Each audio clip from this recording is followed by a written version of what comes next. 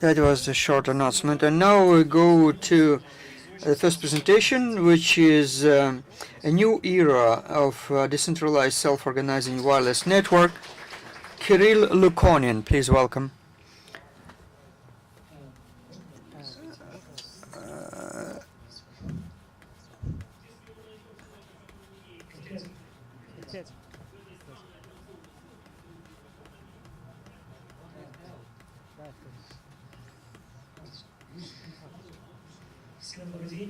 Everyone, good afternoon.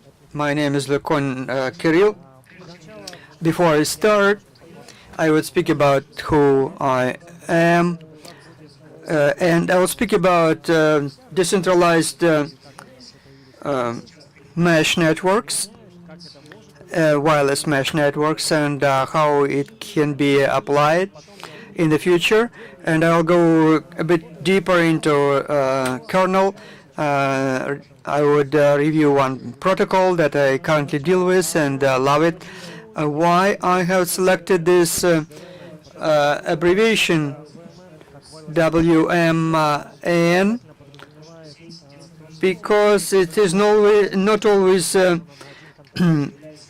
by wireless networks meant that it is decentralized network, and that's why I decided to use additional word to define that this is decentralized. And also MANET network, for example, is not always managing traffic, is not always a mesh. A node, a net is, in other words, and you need to manage traffic. That's why I decided to call it WMN, the network that we will be talking about. If you use Google, you can find additional information about that.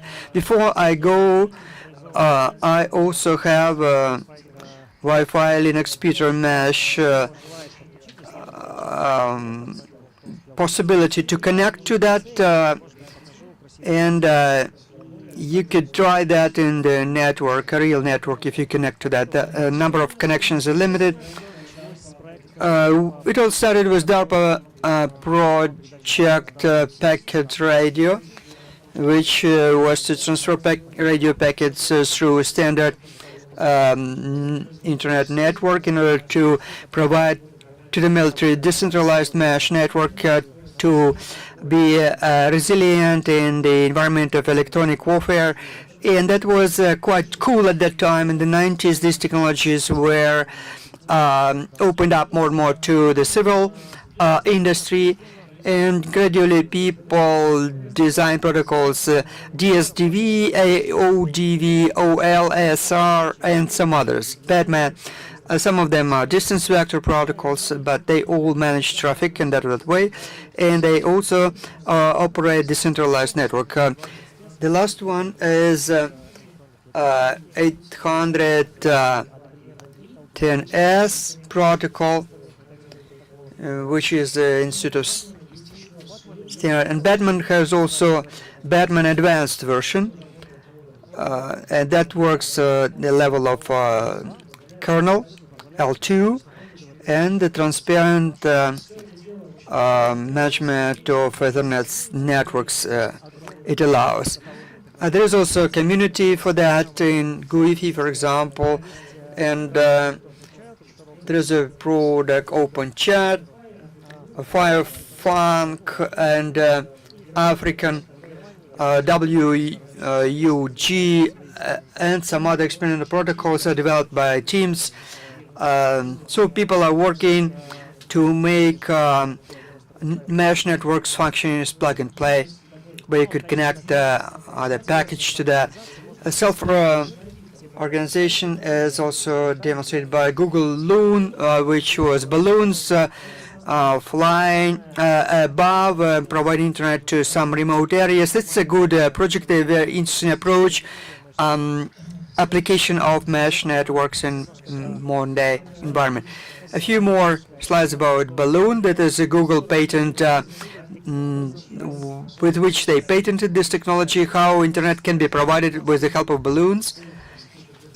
We don't need to provide internet to all those points in the ground. We can provide it in one point and then cover a considerable area with the help of balloon. and that will be a decentralized network which keeps moving, changing location because it's wireless. It can be also applied to managing traffic, road traffic. There are now projects driverless vehicles. There's a master and slave vehicles where a group of vehicles are asked to follow a lead master with a driver, or some of them are independently functioning. And you can also manage bottlenecks in traffic. This is also applicable quite well in remote areas like you see here, far away in the countryside, village maybe, or even more remote, where to bring wires is rather difficult, and also to put up towers is also problematic. In Africa, for example, there is a problem with static in storms, and equipment is destroyed by sun irradiation and other factors. And this type of networks will be very useful, sort of must-have for such environment, for such terrain. And also, you probably noticed that sometimes in certain rooms, Wi-Fi is not reaching the opposite side. 130 square meters. Do you have apartments here?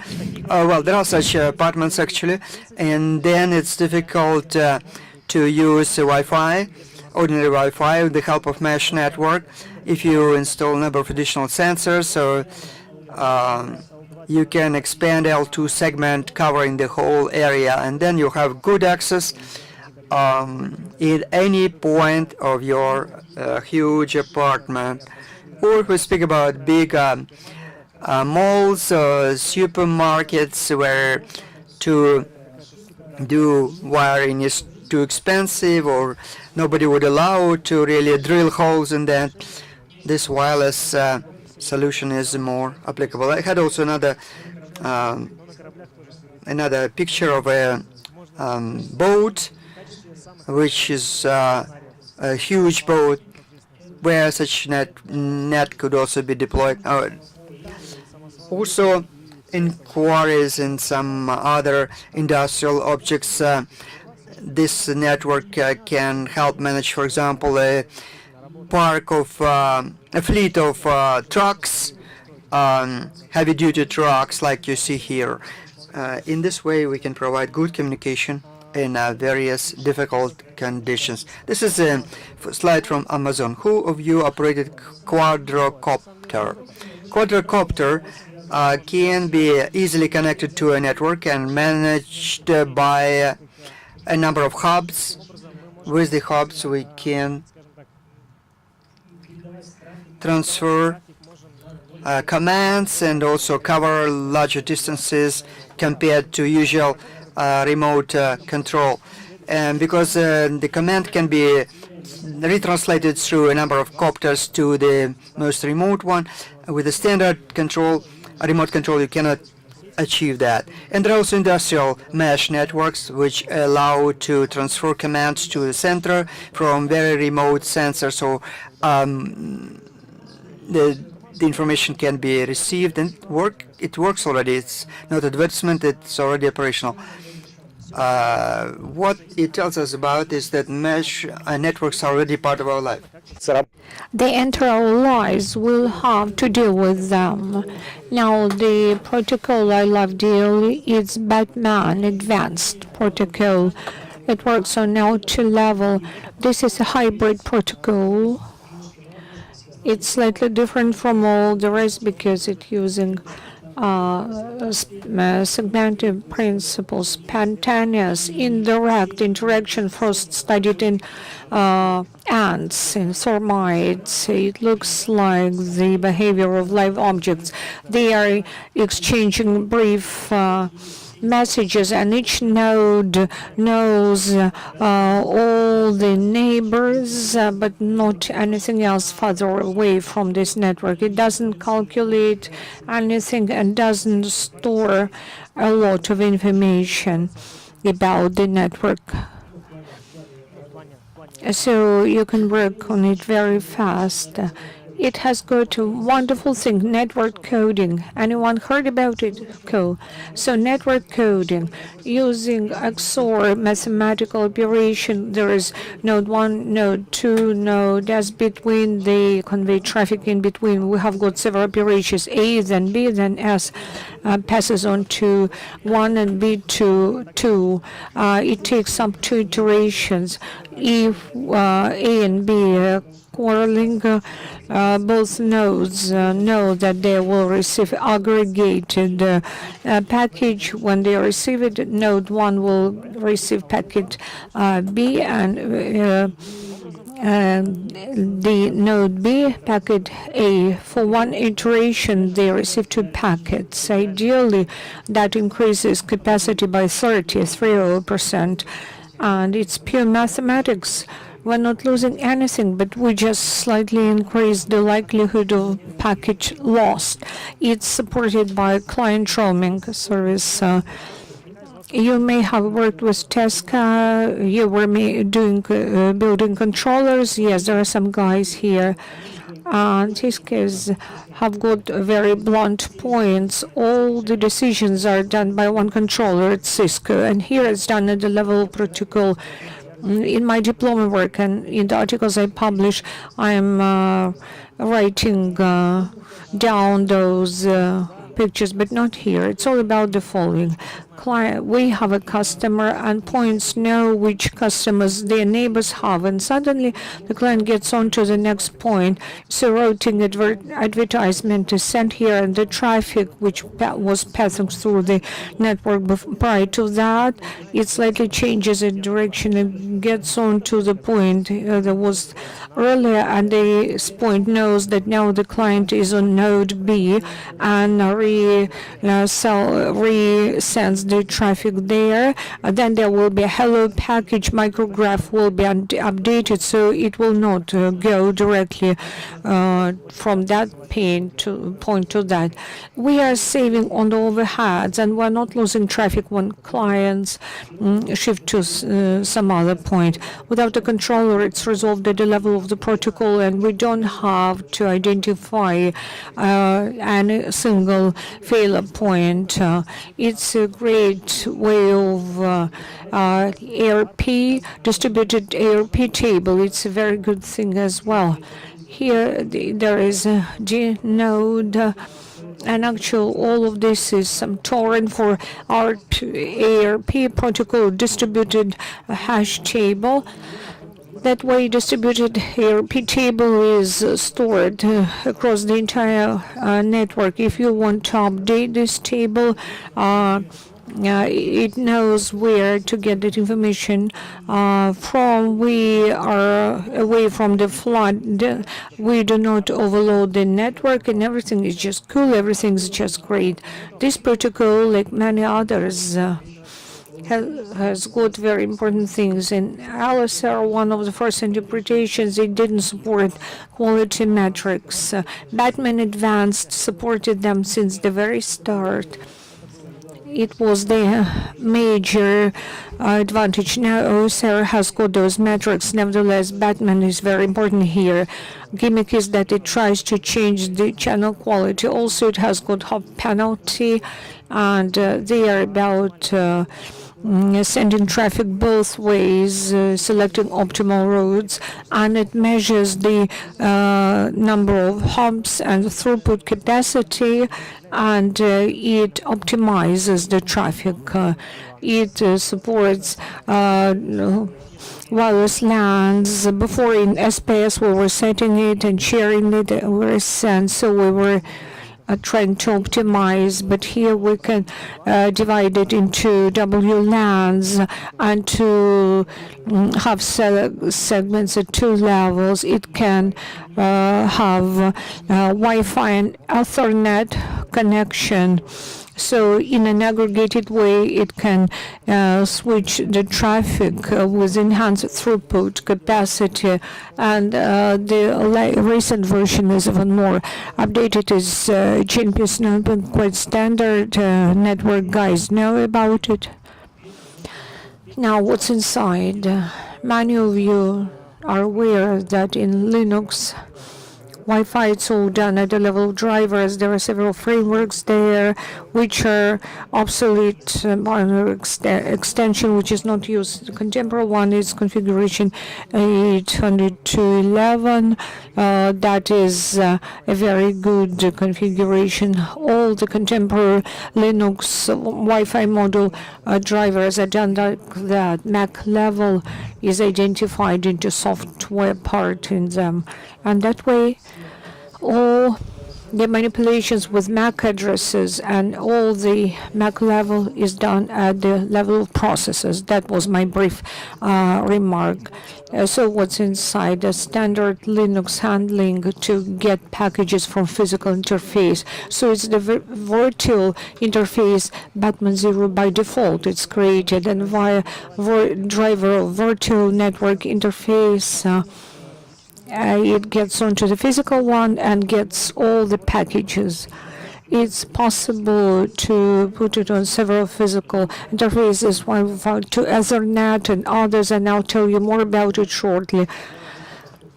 So the best practices, there is Batman infrastructure wireless interface by which we arrange the connection to other mesh nodes. There is access point and our Ethernet interface. They are all united into one and the same bridge. That way all the traffic from the Ethernet or via Davsha get into mesh and the other way around. When a package with Batman arrives, it selects all its headers, all the information out of it, and in a clean way sends it in the Ethernet 0 to the client. This is a great feature. ST0 is Ether0 is a client. He could get connected to Wi-Fi point. If we have got two mesh nodes and McDonald's network between them, that is the only binding link, we can use the open, outside open Wi-Fi point to get our mesh traffic through it. It's a great continuity in this which is preserved. Everything works at the level of Wi-Fi. If we are concerned with the safety and security, there is a TINC. Did anyone work with TINC, with TINC? Come on, guys, you didn't. The beauty is that TINC knows how to find its neighbors in shared space or network. It can find mesh nodes and encrypt the traffic, retaining meshes. This is wonderful. And I would like to say a few words about airtime fairness for mesh network, not to stall on access points. We should exclude the problem of low subscriber. In Wi-Fi, let's say in McDonald's, it's very slow because someone far away from here at 1 megabit rate tries to download something from the network at low rate. It does it an awful long period of time. We transmitted 100 packages. He transmitted only one. Such slow customers, slow clients, are a very big problem, at least until now. It was resolved with the help of airtime fairness. Now in OpenRT, we can use patches which are not in the main line yet. And judging by the pie chart, one of those clients works at 1 megabit rate. Guess who that client is? So time is split between all.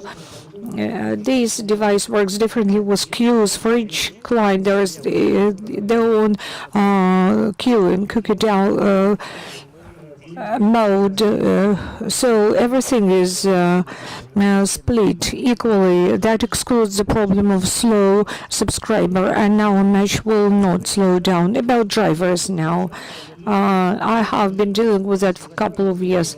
If 9K works in a wonderful way, if we have the old chips, they will work in a very good way, very smoothly. since the time from Mad Wi-Fi design, all the patches, all the fascinating technologies first go into this driver. If you have got MediaTek device, it will be NT76 driver. It does not support at one network interface, at one gateway, at work and as point. So you'll have to somehow cope with that, or to transmit traffic from the Ethernet, and you don't need this Wi-Fi point on the same Wi-Fi chip. Now about bad news.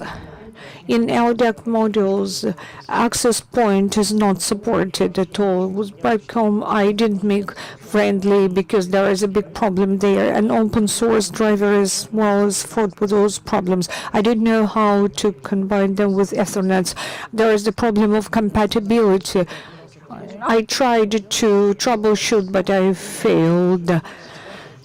And repeatedly in Scopus and other networks, I was looking at them. Someone tried to make ad hoc interface at USB downware with the Taurus chips. They have got to the problem, so you'll fail to do that. The speed will be very, very low. Don't use that.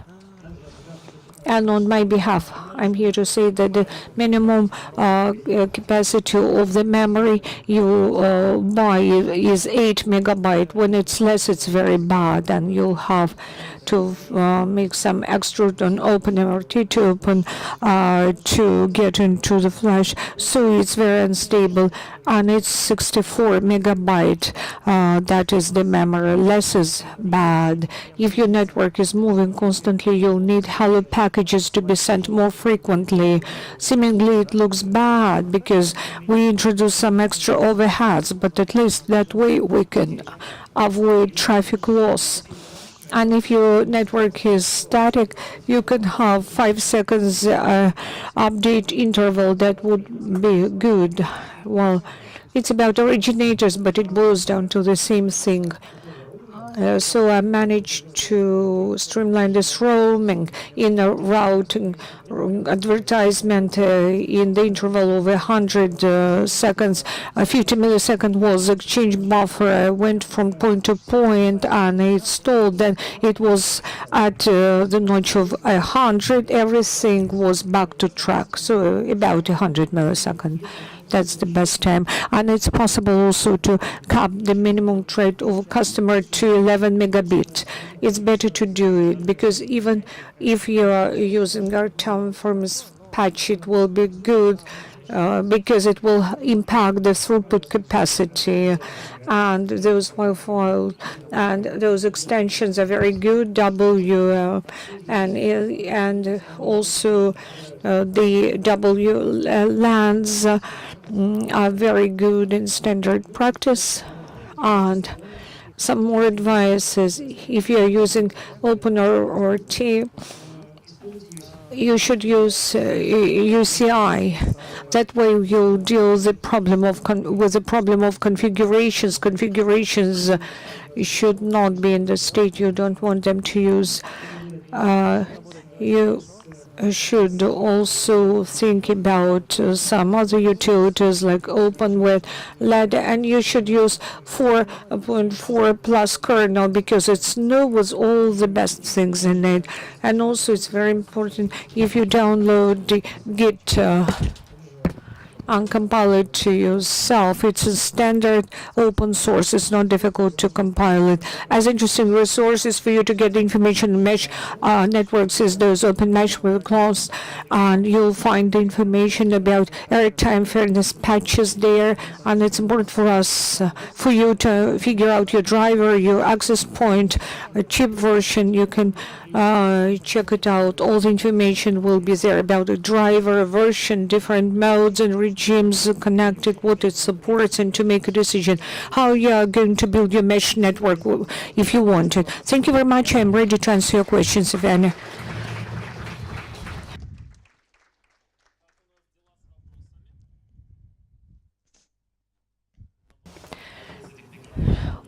One of those microphones is working. Thank you for your presentation. It was very interesting. You mentioned that Above those mesh networks, you can arrange something like PM. For the public network, your traffic to remain hidden. It should not get through mesh network. Correct me if I'm wrong. It's not part of this low-level protocol. At the low level, how do they deal with that? Do they have any analogs, some patches, whatever? Thank you very much for your question. As when you think about safety, you may secure your network by protocol, but you should keep in mind that as you're using the sharp key, that's your key. On its length and sophistication, it depends how safe your network will be. IS 128 is used as the standard implementation. Thank you. Another question. Thank you for your presentation. I didn't quite understand how you exercise the connection between the 2 points via public Wi-Fi. They can get connected via internet, or correct me if I'm wrong, that in internet they can be their own mesh network, and inside that mesh network there could be internet traffic. Yes, it may well be. For Batman, it's not important what kind of L2 link or channel you have. Via internet, you may just use some interface on the mesh, so it will be transmitting traffic there, no matter whether it's via internet or not. If it's measuring the throughput capacity reduction from time to time. Well, let's say I came up to the roof of the building and decided to put some internet communications there. Well, I don't know. It depends. It depends on the person. Or is it a private mesh, so it's possible in the exhibition center or on board a ship to make this internet? Or this mesh is global? Is there any global mesh network in Russia? Well, maybe it is, but these are not public mesh networks. It depends on your scenario. If your scenario is to build Batman network and put it, let's say, to Ukraine in a safer way, no one would notice it. You may do that. That will depend on you, what you are going to do. From my practice using CGNA DNS, it's not from within the framework of my presentation, but there are some. I haven't seen strong communities dealing with that. You know, it's some anarchistic attempts, what you're describing. We have another question. Microphone, please. Thank you for your presentation. I have a question about the details. L2 frame comes along in this interface. There is some other interface and some other point, 2 computers in the network. How do they know that they are part of mesh network? If that driver strips all the information about the network, that is, it introduces the frames, Wi-Fi. How are they going to identify each other, to find each other? In the case you are describing, you have the ability to get connected via network bridge, and that way all the information will be cut off, will be stripped. Or it's possible to get connected via handler. In that case, the information will be stored. It will be retained and stored. Here you can see this dotted line. That's bridge interface. And that way, information via ST0 Batman information will go to the network. So that will be concealed, if necessary, through a VPN connection. If this interface was here, then information would be stripped, and this is here instead, and it directly works as mesh, thanks to that. Okay. I am not asking about technical aspect, but if I would like to create a mesh network, for example, at a party or something, and not open VRT, but can I base it on Android, on iOS, or iPad, open up such a network or mesh network, or connect this client to mesh network, or is specialized on equipment can do that? Thank you for your question. If you would like to have network L2 level, iPhone or any other similar device cannot do it. It's only for Linux. And if you have Android, theoretically you can do Batman Advanced Sample for that particular Android device. I don't know how much you have to reconfigure for that Android kernel, but theoretically it is possible. Ready solutions are not available. There is open only for VRT, quick Wi-Fi, quick mesh project it is called, and this is loaded on. Also there is Batman support in Linux, Batman Advanced is called, and there's two protocols. You will have to find appropriate ones. Question. Can you show demo network that you deployed here? How we could make use of that? Yeah, I have some minutes, right? Yes. And then I can explain. You have connected to Peter Mesh, I call it, available in this room. You tried. Okay, you tried to connect to that. There is nothing special. I just integrated it into standard LUC interface, and in real life, the graph of the network looks like this. It's probably updated recently. Don't be afraid if you feel some discrepancies, especially in the beginning when you try to connect it. I think quite a lot of people connected because it looks like that from the graph. There is limit set for 20 clients, maximum connections. This is not spoken into the microphone. It can understand that it's ad hoc networking, and here now you can see the graph. This is our mesh deployed here in the room, and it's VGS library.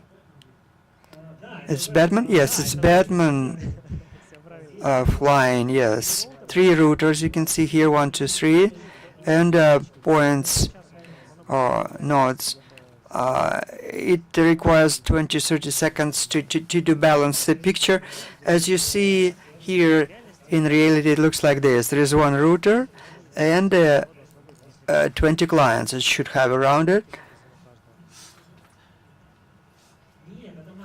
This is MAC addresses. The protocol operates only MAC addresses. It's operating at the MAC address level.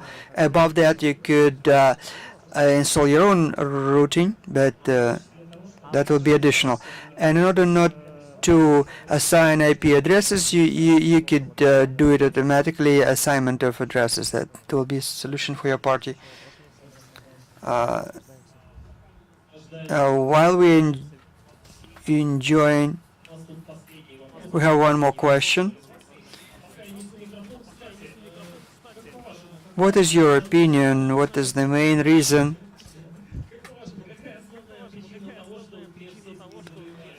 that mesh networks are not that popular yet in the world, not conquered, so to say, in considerable volume? That is not in demand?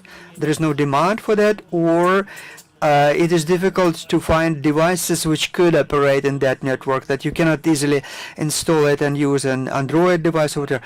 What is the limiting factor for the distribution? I think the second option is more likely. Limiting factor, it's a narrow segment of technology for a narrow segment of specialists, because specialists in Wi-Fi networks in particular, if applied to Linux, and in those, among those who know about mesh type of networks, even fewer people, that is the reason, limiting factor. I'd like to also show you that this could be used as plug-and-play network solution, and I think this is a gap which can be filled in with this mesh network. How frame Batman frame looks like, what it consists of. I can draw. I have a possibility here to use this flip chart.